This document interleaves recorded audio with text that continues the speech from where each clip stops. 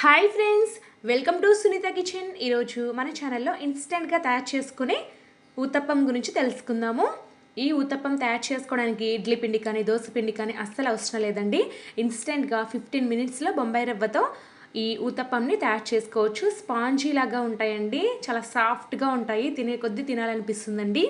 వీటిని చాలా ఈజీగా ప్రిపేర్ చేసుకోవచ్చు. ఇప్పుడు తయారీ విధానాన్ని చూసేద్దాము. ముందుగా అయితే ఒక పెద్ద మిక్సింగ్ బౌల్ తీసుకొని అందులోకి 1.5 కప్పు బొంబాయి రవ్వ వేసుకోవాలండి. 1.5 కప్పు బొంబాయి రవ్వ వేసుకున్నాం కదా. ఇప్పుడు ఇందులోకి 1/2 కప్పు దాకా అటుకులు వేసుకోవాలి. అటుకులు అనేది పూర్తిగా ఆప్షనల్ మాత్రమేనండి, అటుకులు వేయకపోయినా పర్వాలేదు. ఇప్పుడైతే ఇందులోకి 1 కప్పు దాకా పెరుగు వేసుకోవాలి. పెరుగు కాస్త పులిసింది వేసుకోండి, టేస్ట్ చాలా బాగుంటుందండి ఊతప్పానికి. పెరుగు వేసి కలుపుకున్న తర్వాత ఇందులోకి 1 కప్పు దాకా నీళ్ళు వేసుకోవాలి. ఇప్పుడు బాగా కలుపుకొని మూత పెట్టేసి మనం ఒక 15 నిమిషాల పాటు పక్కన పెట్టాలి. ఇలా చేయడం వల్ల రవ్వ, అటుకులు అంతా కూడా ఈ పెరుగులో బాగా నానిపోతాయి.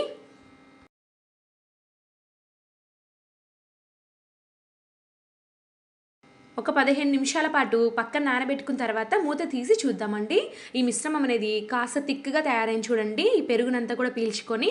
ఇప్పుడు మనము ఈ మిశ్రమాన్ని ఒక మిక్సీ జార్లోకి వేసుకొని కొద్దిగా వాటర్ వేసి థిక్ పేస్ట్ లాగా గ్రైండ్ చేసుకోవాలి. ఈ పిండి అనేది జిగురుగా ఉంటుందండి. ఇక్కడ చూస్తున్నారు కదా, కన్సిస్టెన్సీ అనేది పర్ఫెక్ట్గా వచ్చింది. ఇలాగే ఉండాలండి.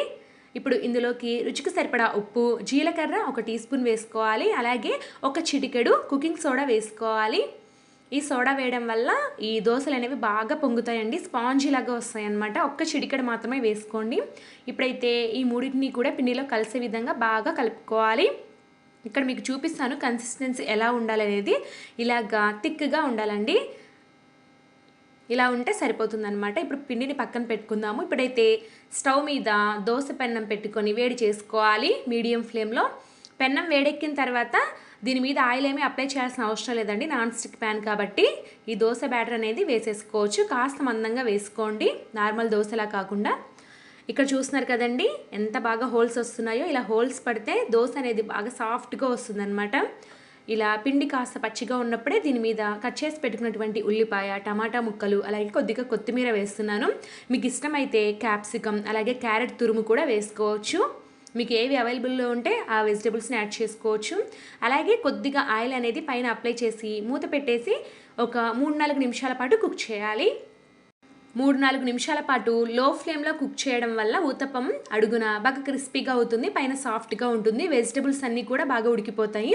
వెంటనే దీనిని ఒక ప్లేట్లోకి తీసేసుకుందాము. దీనిని రెండో వైపు ఉడికించాల్సిన అవసరం లేదండి. ఏదైనా ఎక్స్ట్రా ఆయిల్ ఉంటే టిష్యూతో తుడిచేసి ఇలాగా మరలా ఊతప్పం వేసుకోండి. ఈ ఊతప్పాన్ని కాస్త మందంగా వేసుకోవాలి, నార్మల్ దోశలా కాకుండా. అంతే ఫ్రెండ్స్, చాలా ఈజీగా చేసుకోవచ్చు.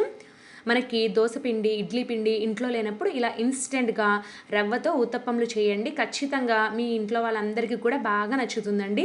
పిల్లలు కూడా బాగా ఇష్టంగా తింటారండి ఈ ఊతప్పంని, అంత సాఫ్ట్గా వస్తాయి. వీటిని మీకు నచ్చిన చట్నీతో సర్వ్ చేసుకోవచ్చు. ముఖ్యంగా అయితే మనం టమాటా పచ్చిమిర్చి చట్నీ రొటీన్గా చేస్తుంటాం కదా, ఆ చట్నీతో తింటే చాలా బాగుంటుంది. ఇక్కడ చూస్తున్నారు కదండి హోల్స్ ఎంత బాగా పడుతున్నాయో. ఇలాగా నేను ఒకటి ప్లెయిన్ది కూడా చేసి చూపిస్తున్నాను మీకు తెలియడం కోసం. చాలా తక్కువ టైంలో ఇన్స్టెంట్గా తయారు చేసుకోవచ్చండి ఈ ఊతప్పంని. మన ఇంటికి ఎవరైనా గెస్ట్లు వచ్చినప్పుడు పిండి కనుక లేకపోతే ఇలాగా ఇన్స్టెంట్గా చేసి పెట్టండి, వాళ్ళకు కూడా బాగా నచ్చుతుందండి. అంతేకాదు ఫ్రెండ్స్, ఇందులో పెరుగు వేసాం కాబట్టి చాలా సాఫ్ట్గా కమ్మగా ఉంటాయండి, తినే కొద్దీ తినాలనిపిస్తుంది. సో ఈ రెసిపీ మీకు నచ్చినట్లయితే ఖచ్చితంగా లైక్ చేయండి, మీ ఫ్రెండ్స్కి రిలేటివ్స్కి కూడా షేర్ చేయండి. Thank you for watching.